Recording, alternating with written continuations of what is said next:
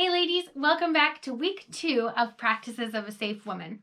Last week we talked a little bit about our safety mindset and understanding that in some time in my life and in your life, there may be a need to defend ourselves.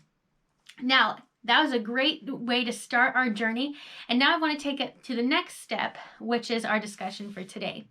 Now, a lot of times when we get into this self-defense journey and we begin to make changes that take our safety seriously, we begin to share that with maybe some of our peers, maybe a sister, maybe a best friend, maybe even our dad or brother. And if they're not of the same mindset, if they're not in a place where they have also accepted the fact that in some time in their life they may have to defend themselves, they may begin to tell you one very clear thing, that you're paranoid.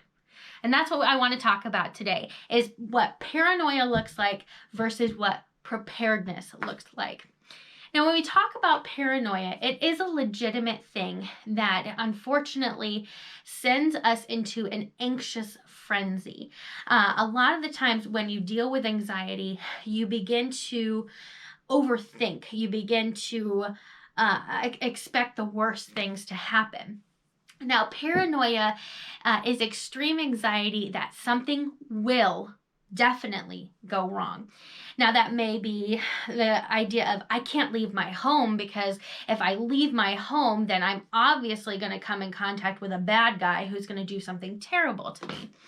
Or maybe it's, I can't go to that store by myself because just the type of things that happen at that store, for sure I'm going to get robbed, I'm going to get approached, I'm going to have to defend myself, just not worth it.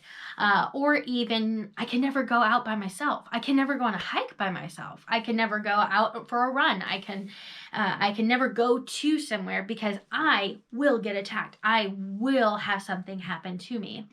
Or even just the idea of I will never be safe no matter how hard I try.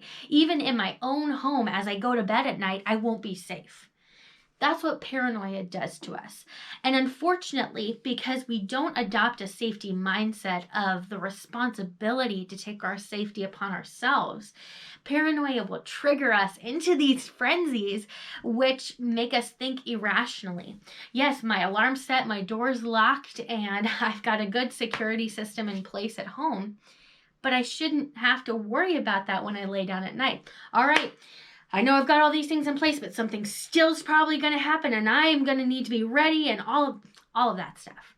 Paranoia is what we shouldn't have when it comes to self-defense. Now, what we should have is the complete opposite. We should have the idea of preparedness.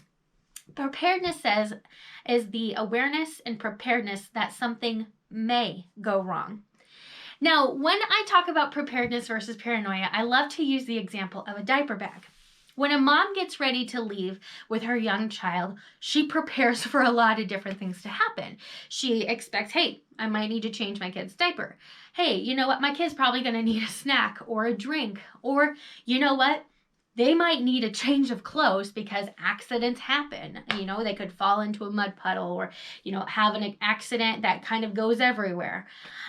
We don't look at that mom and say, oh, you're so paranoid. You're so paranoid that your kid's going to get hungry, or you're so paranoid that your kid's going to get thirsty and you're not going to have any water, or you're so paranoid that your kid's going to fall into a mud puddle or going to have an accident that needs a little bit more cleaning than just a diaper. We don't do that. Why? Because statistically and proven, we know that kids get hungry, kids get thirsty, kids have accidents. We don't tell her she's paranoid.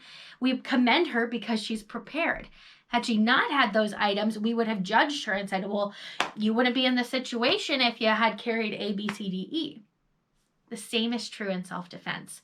Why do we get into self-defense and assume that, oh, because I'm taking my safety seriously, I must be really paranoid that something's going to happen, rather than, hey, I've seen those videos. I've talked to those victims. I know the statistics of my neighborhood. There is a chance that one day something might happen to me. So what I'm going to do is I'm going to be prepared for that.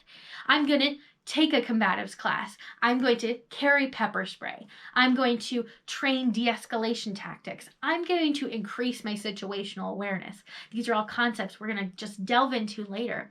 But if you don't adopt the mindset that these items, these tools, this training is to prepare myself to keep my diaper bag full of tools that'll help me if I encounter a situation, then there's really no reason to get into this journey. Because if you're going to remain struck in fear, if you're going to remain anxious, then why would you want to even leave your home?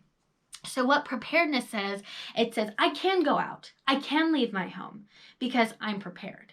It says, oh, I can go to that store. Now, I shouldn't if it really makes me feel that uncomfortable, but I could because I know my training. I know my situational awareness abilities. I've set boundaries in place. I know when to leave, when to listen to my intuition. It says, I can safely go out on a hike by myself because I've let someone know where I'm going, or I'm carrying the proper tools, or I'm not going to have both earbuds in blasting music so I couldn't hear someone approaching me. It says that I will work to ensure my safety whenever I can. Will I always be able to avoid a situation? No. But will it always happen to me whenever? That is not true as well. We should be able to rest in the fact that we've put those things in place to prepare us and to prevent things from happening to us. If I set my alarm at night and I lock my door, I should rest in the fact that those are two things that I've put in place to ensure my safety. But what if something were to happen? What if someone were to break into my home? Hey, I've already prepared for that as well. So when you get into this journey, don't let someone discourage you saying, oh, you're so paranoid. Oh my gosh, you're carrying pepper spray. What do you think? Everybody's a bad guy?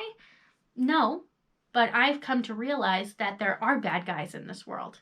And there are reasons why we need to carry this. Now, I won't be prepared that at every turn or at every time I get out of my car, I need to use my pepper spray or I need to use my gun. But I need to know that if I did, I have it. And if I encounter this, I have the tool, or I have the training, I have the mindset. So in Practices of a Safe Woman, let's focus on getting past that anxiety, getting past those stereotypes. Oh, you're paranoid. And remember the fact that we're not paranoid, we're prepared. We are ready. Should our safety mindset, which reminds us, hey, could be our reality one day, then we're going to get into an easier mindset when it comes to training. We're going to know, hey, I'm not paranoid for taking this class. I'm prepared. Hey, this is a home defense class. I'm not paranoid that someone's going to break in, but what if someone did? So ladies, stay positive, stay encouraged that what you're doing, this journey you're taking, is just an extra step in bettering your reactive defense.